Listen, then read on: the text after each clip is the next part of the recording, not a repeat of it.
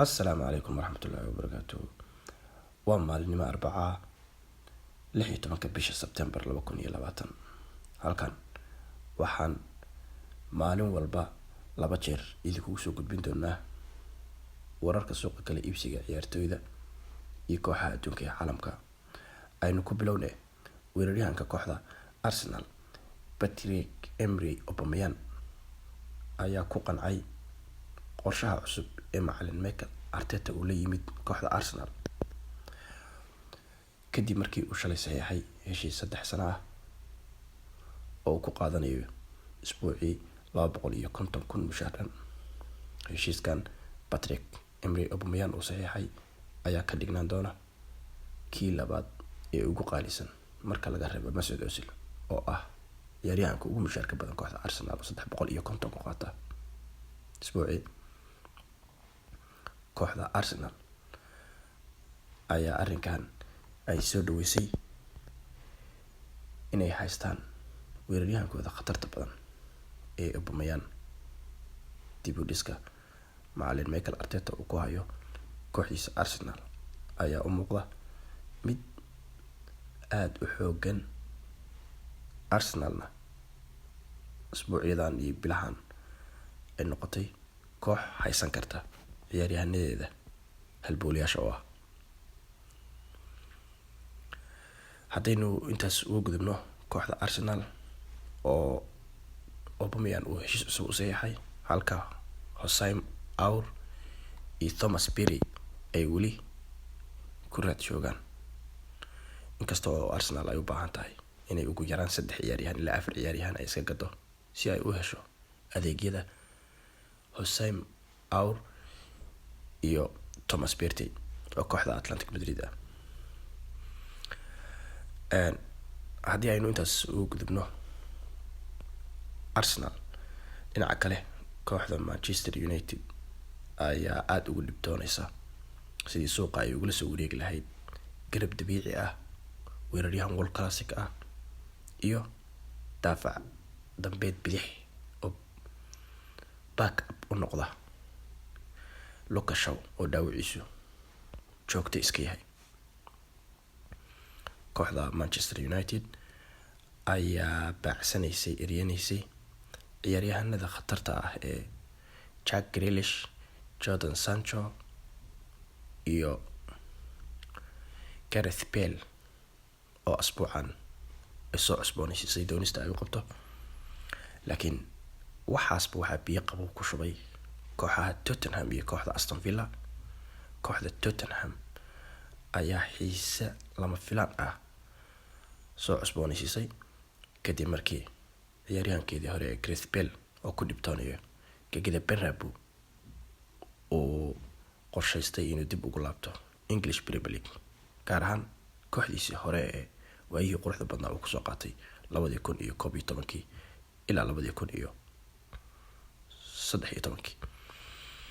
Gareth Bale oo mushaar ahaan u qaatay 600,000 ayaa u muuqda mid si amaha ugu biiri doona kooxda Tottenham Hotspur.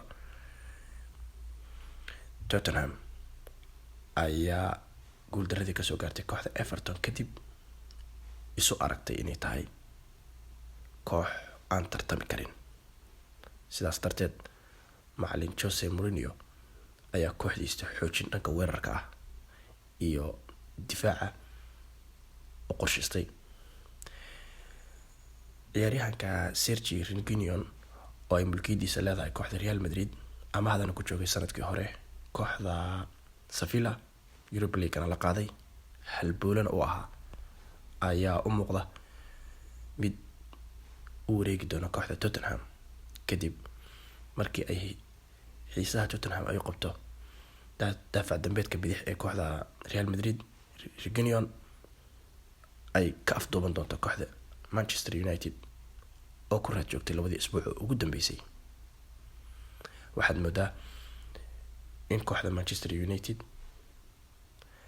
dadka suuqa ugu jira ugu horeeyo Edwin inuusan ku fiicnayn soo dabista iyo shukaansiga ciyaaryahanada muhiimka u noqon kara kooxda Manchester United kadib markii playerin dhowr ah oo ka mid yahay ciyaaryahanka ay la soo wareegtay kooxda Chelsea ee Kai Havertz lagala wareegay ayagoo ahaa kooxdii ugu dhunduloshay ee ku raad joogtay muddo ciyaaryahan Kai Havertz. dhinaca kale kooxda Barcelona ee wadanka Spain ayaa waxaa soo caga dhigtay ciyaaryahankeeda cusub ee Pjanic isaga oo lambarka 8 loo xiray shalayna lagu soo dhaweeyay gegida Camp Nou. ciyaaryahan Luis Alberto Suarez ayaa u muuqda isaguna inuu kooxdiisa sii joogayo kadib markii Memphis Depay ay ku qancin waayeen kooxdiisa inay lacagta ay ku doonayaan ay siiyaan. kooxda Barcelona ayaa u muuqata inay ku guuldareysatay Lautaro Martinez oo kooxda Inter Milan ah, Memphis Depay oo kooxda Lyon ah, kadib markii ay lacagaha ay kooxdooda ay ku doonayaan ay bixin waayeen.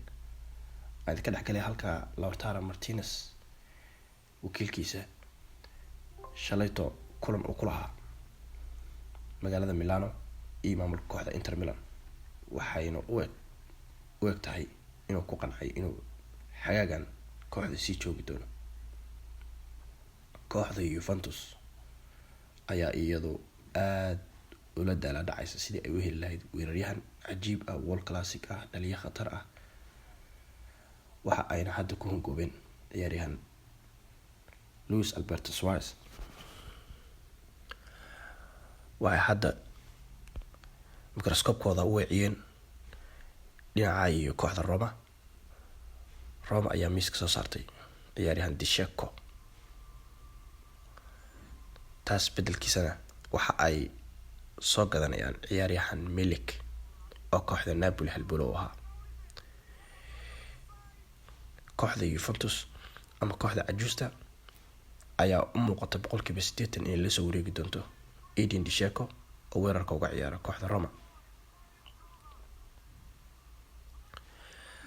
dhinaca kale kooxda Chelsea oo ku dhibtoonaysa goolhayahooda Kepa Arrizabalaga oo bandhig aan soo jiidan taageerayaasha iyo dhammaan maamulka kooxdaba soo bandhigay ciyaartii Brighton ayaa 25 milyan ku qancisay kooxda Rennes ee dalka Faransiiska.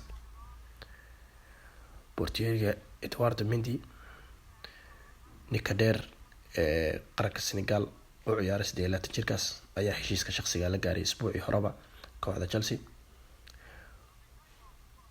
saacadaha soo socda ayaana laga yaabaa inay Chelsea ku dhawaaqdo goolhaye Edouard Mendy walow ay kooxda Rennes shalayto ay dalbatay si amaha inuu Olivier Giroud oo weerarka uga ciyaara Chelsea in si amaha ku qaadato heshiiskan uu qayb uga ah. inkastoo ay kooxda Chelsea diiday ciyaaryahankeeda Olivier Giroud, mar kale Rennes waxa ay isku dayaysaa inay daafaca da'da yar ee Tomori kooxda Chelsea inay si amaha ugula wareegto, laakiin waxaa suurtagal ah in kooxda Chelsea mar labaad dalabka Rennes uga imaanay iska diido lacag kaashana ay ka bixiso. lacagtaas oo gaaraysa 25 milyan oo pound.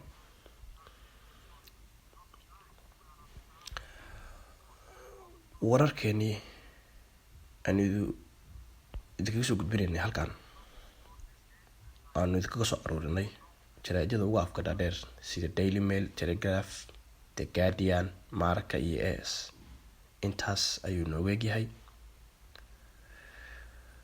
waxa aad nagala socon kartaan boggeena Hanfade Production oo aynu idinkugu soo gudbin doono maalin walba 2 jeer.